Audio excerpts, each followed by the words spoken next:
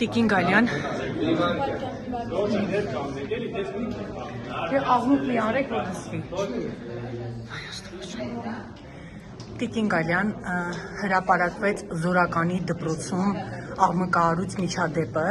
և ծեծողներից մեկը Արթիքի քրեակատարողական հիմնարկի պետի տեղակալի որդին էր։ Մի մարդու որդի, ում հայրը քրեակատարողական հիմնարկում քրեական ենթամշակույթի դեմ պայքարում, բայց իր ընտանիքի անդամը, իր անձամբ իր երեխան ծեծելուց ասում է խփում եմ, խի ես դու մեզ ծախել։ Ինչու է մինչ այժմ պետի տեղակալը պաշտոնավարում և դուք ինչ քայլեր եք պատրաստվում իրականացնել։ Նախ եկեք արձանագրենք, որ այն իրողությունը, որ ունենք այսօր, դրական է այն առումով, որ քրեակատարողական ծառայության աշխատակցի երեխան նույնիսկ կարող է տեղափոխվել քրեակատարողական հիմնարկ խախտման միջոց կրելու։ Այսինքն մենք ունենք այնպիսի իրավիճակ, որ նույնիսկ համակարգի աշխատողի ընտանիքի անդամները անձեռնմխելի չեն եւ չեն կարող լինել։ Այսինքն սա մեր իրողությունն է, ինչը ուրախալի փաստ։ Իսկ հայրը ժամանակ է անցկացել այնքան որքան որ դատարանն է նշանակել։ Եթե չեմ սխալվում, 20 օրվա մասին է խոսքը։ Եվ քանի որ հարցը նշեց, հիշեցնեմ, որ նախարարությունը եւ քրեակատարողական ծառայությունը միայն խախտամամիջոց կատարող մարմինն է, այսինքն նշանակման հետ եւ ժամկետի հետ որևէ կապ չունի։ Իսկ հայրը Հոր հետ կապված ես ասեմ հետևյալը. նախ լիազորությունների դադարեցման կոնկրետ հիմքեր կան եւ քանի դեռ չեն ստացվել տվյալներ, որպեսզի նաեւ չկան եւ ստուգվել են, որ հայրը խոչընդոտել է քննության իրականացմանը, ինչ որ կերպ ազդել է նախաքննության վրա կամ փորձել է ինչ որ պայմաններ ստեղծել, որպեսզի որդին ավելի լավ պայմաններում խափամամիջոցը կրի,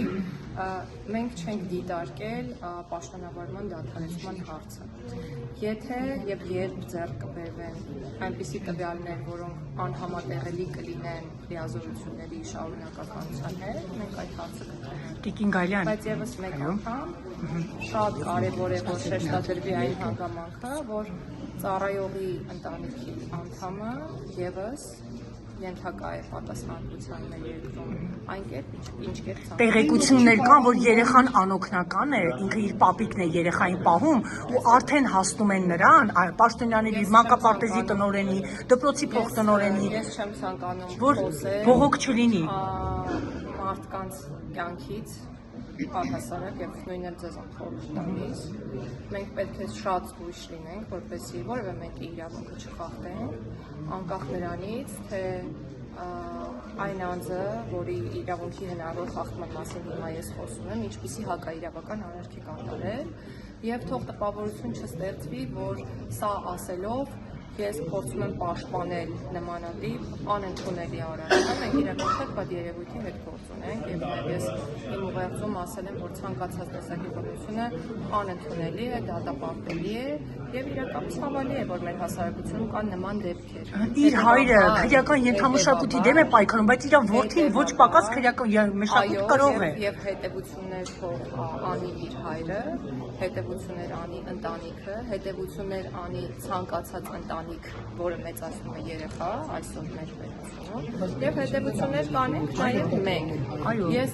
ձեզ պատասխանում եմ, դե գիտեք ինչ, հիմա եթե մեր անմիջական արձագանքը լիներ, օրինակ լիազորությունների դադարեցումը, մեզ վստահաբար ներողություն։ Երեխային դաստիարակի քրեակատարողական հիմնարկում հարյուրավոր հանցագործներ կան, ո՞նց է պահելու նա։ Նեղագրելու է դրա մեջ, որ մենք ուղղակի հաշվեհարդար ենք փորձում տեսնել։ Ձեզ պետք է, որը անգամ եթե երեխային չի կարող, նա 100,000-ավոր հանցագործների ոնց է քրեական ենթամշակույթից հետ պահել։ Այդ ծառայողները պետք է լինեն բարեպար, անկաշառ, պրոֆեսիոնալ։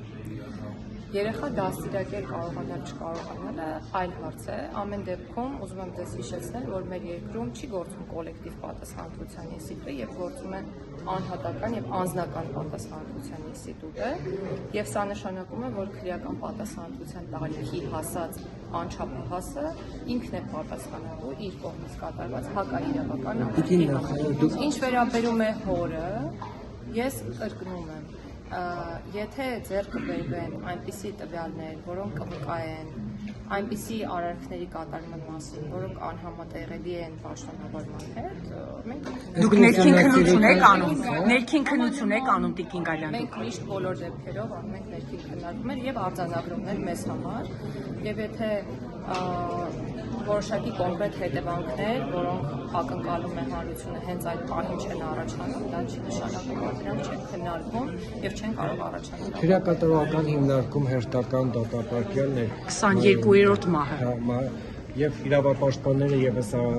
հազանգում են այդ խնդրի մասին, որն առկա է, ինչի հետևանք է այս ամենը։ Տարբեր խնդիրների հետևանք են մահերը, յուրաքանչյուր կոնկրետ դեպքում խնդիրը տարբերվող է, ունենք ինքնասպանության դեպքեր եւ ունենք ֆիզիոլոգիական մահեր, այսինքն կենսաբանական այնպիսի մահեր, որոնք արձանագրվում են, չգիտեմ, առողջության հետ կապված որոշակի խնդիրների հետևանքով։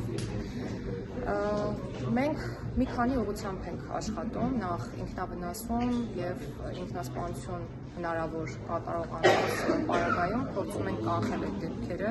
շատ շուտով կունենանք առանձին կահավորված խցեր, որոնցում կլինի փափուկ կահույք եւ ավելի քիչ հնարավորություն ֆատալ ելքով արարքներ կատարելու եւ նաեւ կունենանք տեսախցիկներ այդ խցերում, որոնք կհսկեն ինքնավնասման հակում ունեցող անձանց վարքը։